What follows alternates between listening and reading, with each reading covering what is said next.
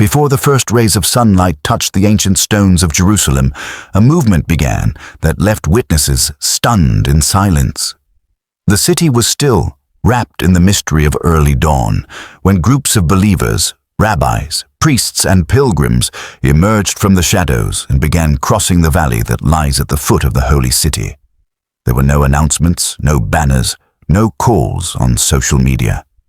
Yet, as if led by an unseen hand, they converged together, their footsteps echoing through the stillness of the morning. Some walked in prayerful silence, their faces lifted toward heaven. Others whispered psalms, their voices blending with the faint wind that rolled across the valley floor. It was not a march of protest, nor a parade of celebration. It was something altogether different, sacred, prophetic, undeniable. Those who watched from the city walls said the sight was unlike anything they had seen in their lifetime.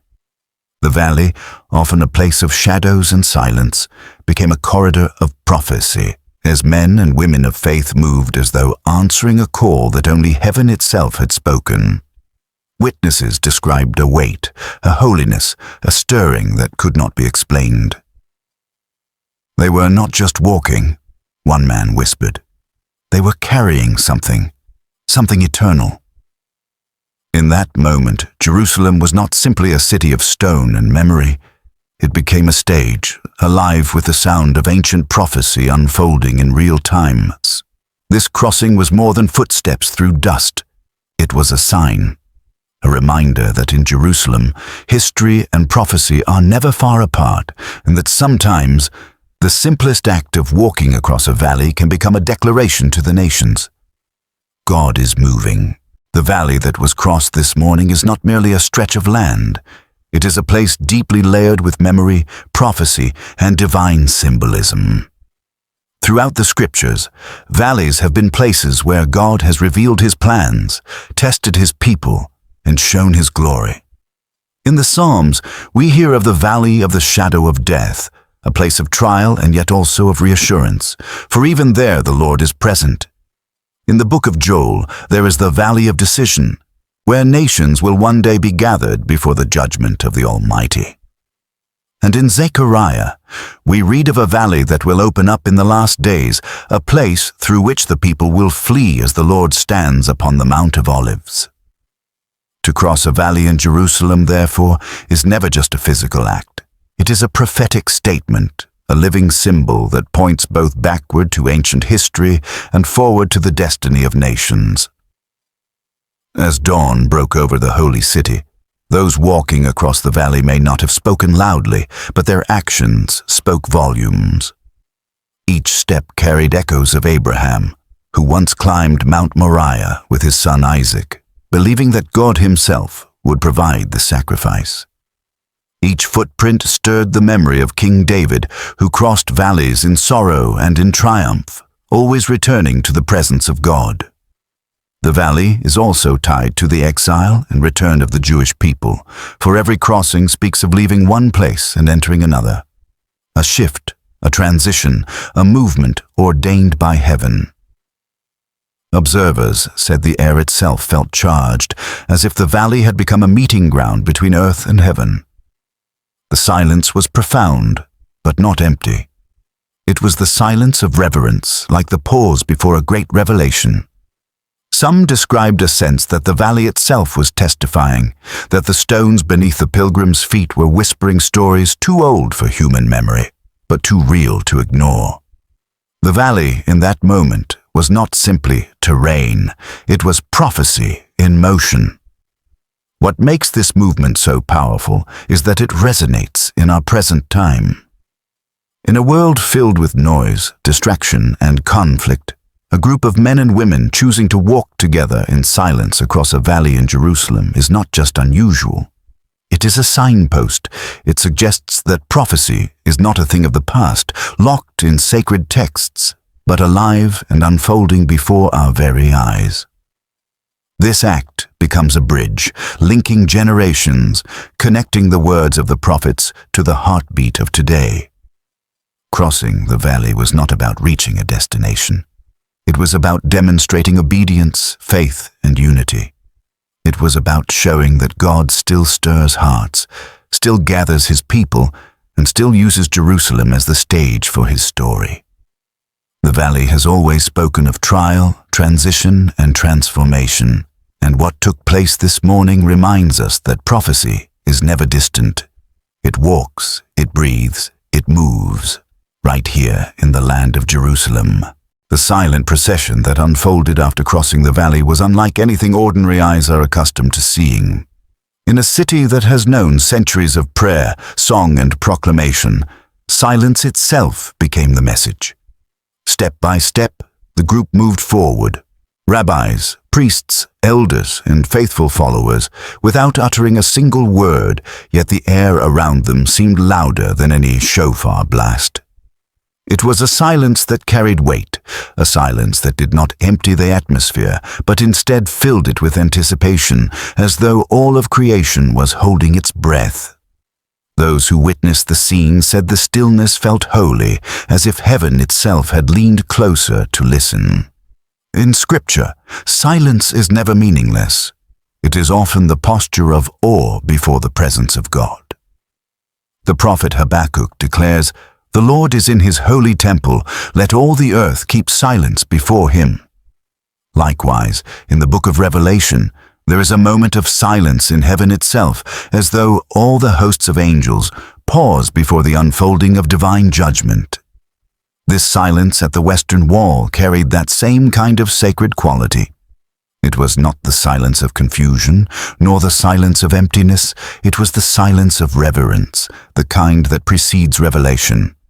Those walking in the procession were not simply silent for the sake of discipline. Their silence was itself a declaration, an acknowledgement that there are moments too holy for words. Each individual seemed to understand that no voice could add to the significance of what was taking place. The hush of their movement turned Jerusalem's ancient stones into a sanctuary, where the walls of the city themselves became witnesses to prophecy. Observers noted that even the usual noises of the city, the call of merchants, the chatter of tourists, the hum of daily life, seemed to fade in that moment, as though Jerusalem itself bowed to the sanctity of the act. The procession's silence also drew power from contrast. In a world where messages are constantly shouted, opinions are declared loudly, and conflict often begins with words, here was a movement defined not by speech but by restraint. Silence became their banner, their language, their unspoken sermon. It reminded onlookers that some of the greatest truths do not need to be shouted. They can be carried in the quiet steps of the faithful, who know that God himself speaks louder than human voices ever could. Yet this silence was not passive. It was active, powerful, and prophetic. It stirred emotions in those who watched. Some felt tears rising without knowing why. Others spoke later of a deep sense of conviction, as though the silence called them to examine their own hearts.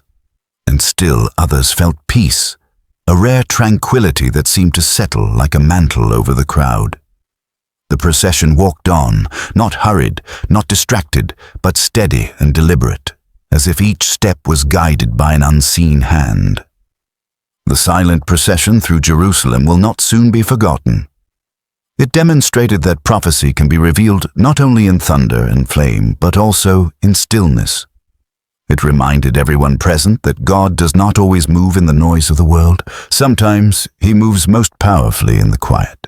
When the silent procession finally reached the western wall, the atmosphere seemed to transform instantly. What had begun as a steady and hushed journey across the valley culminated in a moment of profound intensity at the very heart of Jerusalem's holiness. The wall stood as it has for centuries, ancient, immovable, weathered by time, yet radiant in its sacred purpose. But on this morning, those stones bore witness to more than the usual prayers. They became the backdrop of a prophetic drama unfolding in real time. The faithful gathered in close, pressing their hands against the cool, time-worn stone. Some began to weep quietly, their tears flowing into the cracks of the wall as if joining with countless prayers that had been uttered there over millennia. Others lifted their eyes toward heaven in unspoken worship, while a few finally broke the silence with faint whispers of psalms.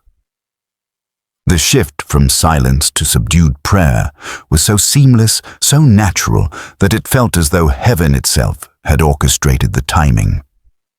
Witnesses described an unusual presence that seemed to settle over the crowd. It was not only reverence but a sense of prophetic stirring, as though the wall itself was responding to the gathering. The sunlight, which had been dim in the early dawn, now broke across the stones with radiant clarity, illuminating the faces of those pressed in prayer. Some claimed the light appeared brighter, sharper, almost alive, moving across the wall like a divine signature written in brilliance. For those present, the significance was clear. This was not just another morning of devotion. It was a moment when prophecy breathed into the present. The crossing of the valley, the silence of the march, and the gathering at the wall all came together in a sequence that felt divinely appointed. Jerusalem, a city often divided and restless, had become a stage for unity, reverence, and a declaration that God's promises remain alive. In that moment, the wall was not just stone. It was a living altar, echoing with the footsteps, prayers, and tears of a people who believed they were part of something eternal. As the sacred assembly at the wall lingered, the atmosphere reached a climax that many described as beyond human orchestration. It was as though time itself slowed, giving every witness a sense that they stood on the edge of eternity. The prayers rising from the crowd grew louder, the soft hum of psalms swelling into a chorus that seemed to echo through the very stones of Jerusalem. In that sound, some heard a call to repentance, others a promise of redemption, but all agreed that it felt like prophecy being sealed in the present moment. Elders present at the scene interpreted the gathering as a sign of preparation, a movement ordained for this generation. They spoke of ancient scriptures that foretold valleys crossed in silence and multitudes ascending in reverence to the holy place. The simple act of walking, they said, had become a prophetic symbol, a declaration that the people were moving closer to fulfillment, one step at a time. Their words carried weight, for the silence of the procession, followed by the breaking of prayer at the wall, mirrored patterns of biblical significance where God's presence was revealed after moments of waiting. The worshippers, still united in their reverence, experienced what could only be described as an awakening. For some, it was personal, a renewal of faith, a conviction deep in the soul that they were being called to return to God. For others, it was collective, a vision of Jerusalem standing at the center of divine purpose, preparing for what lies ahead in the unfolding of prophecy. As the sun rose higher over the city, casting long shadows across the ancient stones, the people began to disperse, yet the atmosphere did not fade. Many lingered, unable to part from the sacred stirring they had just encountered. Those who left carried the weight of the experience with them, telling others of what they had seen and felt, ensuring that the story of the valley crossing and the sacred silence at the wall would not remain hidden. For Jerusalem, this was not merely an event, but a declaration. It was a reminder that prophecy lives not in distant texts alone, but in the present, unfolding before the eyes of those willing to witness. The movement across the valley had ended, but the spiritual journey it ignited had only just begun.